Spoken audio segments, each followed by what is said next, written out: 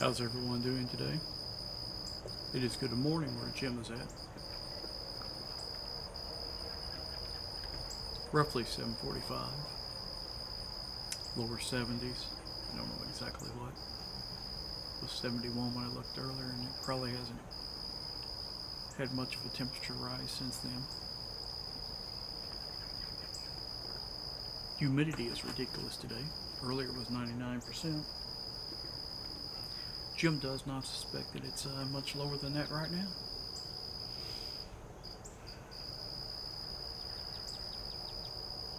There is a cricket chirping, some birds tweeting, twiddling, whatever it is birds do. Always love bird songs. Someday I'll learn what they are. I know people that sit here and they go, oh, there's a robin. Oh, there's a this. Oh, there's a that. I go, yeah, that's that bird that goes cheep cheep. That's that bird that goes coo coo. Anyway, Jim knows about as much about birds as he does about the flowers he showed you the other day. Jim had a little story to tell you. Jim had a friend growing up that we called Cornbread. I do not know how he got the name Cornbread. He had it before I ever met him. But Cornbread lived about 2 houses down from me. When you live in a very rural community, the guy that lives 2 houses down from you, he becomes your best friend. Sometimes he becomes your only friend because he's the only person around. Anyway, Jim worked at a restaurant one time. Manager came over to Jim, said, there's somebody here to see you. I said, well, who is it? He said his name is Biscuits and Gravy. I thought, I don't know anybody named Biscuits and Gravy, but I went to the door to see who it was, and I opened the door and there was Cornbread. I had a laugh. I went back and I told the manager, I said, maybe did he tell you his name was Cornbread? The manager said Biscuit and Gravy, Cornbread, but anyway. I met Cornbread on the bus to school one day, and when I got off the bus, he said, hey, I live just 2 houses down. He said, I'll come see you this afternoon. I thought, that sounds cool. Well, he never showed up. So I got on the bus the next day. I said, Cornbread, I thought you were coming to see me last night. He said, well, I was. He said, but when we walked across the field to your house, there was some crazy guy out there with a machete. That crazy guy happened to be my dad. Machete was how he cleared off brush and brambles and beat back the blackberry thorns so that he could get into the blackberries. Another way my dad got into the blackberries was he would put on his heavy-duty Carhartt coveralls, throw a ladder up in the middle of them, and walk the ladder down, crushing them, and then pick the berries. So while the rest of us had our arms all bloody and bleeding from big old guard canes, Dad would just wallow up in the middle of it. Of course, it was the middle of July and about 100 degrees, and Dad was wearing big, thick Carhartt, but we did enjoy the blackberries that he got for us. Anyway, back to Cornbread.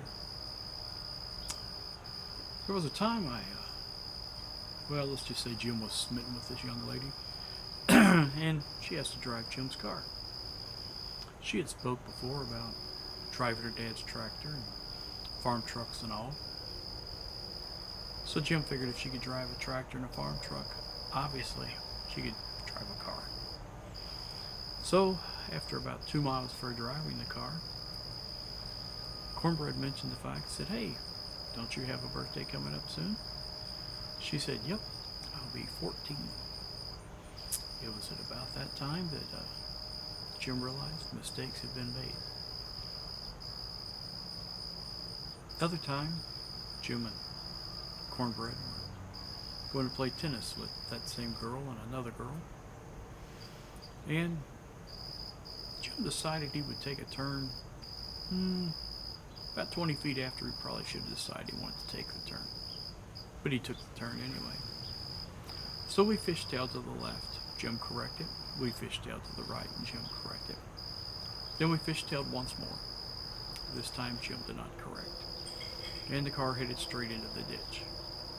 I do not know how many times the car flipped, but I do know there was a half involved, because Jim was on the hood of this car, and there was great panic, and of course, Cornbread started kicking out my windows. Of course, I yelled at him for kicking out my windows. I mean, why would you kick out a guy's windows? The fact that we were upside down in my car had no bearing on me. But the funniest thing was, after we got out of the car, Cornbread sniffed, and he said, "You guys smell that?" Of course, Jim's mind immediately went to the worst possible place. He said, "What, gas, oil? What do you smell? Is the car gonna blow up?" Cornbread said, "Nope, I think I crapped my pants." So there was that little bit of levity, even though we were laying on the hood of the car. Cornbread is probably one of my older friends. Oh, well, I guess being that I met him on the first day of school, before I met anybody else I did in high school, would probably put him as one of my older friends. There's another young lady, different young lady, that lived next door to Cornbread. Yes, Jim was smitten with her too. There were slim pickings of people to be smitten with in a rural community. But anyway, Jim and her still talk. And I always tell her that she may, and then I correct myself and go, no, not may, but absolutely are. The longest non-family female relationship I've ever had. She chuckles at that. That hurts Jim a little bit that she chuckles at that. But anyway. Yep. Anyway, that's the story of Cornbread. There are more stories, but we'll leave it at that today. And let you guys get back to whatever it is you're doing. You guys have a good one. Whether it's a day, night, afternoon, whatever it is where you guys are at. Try to take it easy and enjoy it no matter what happens.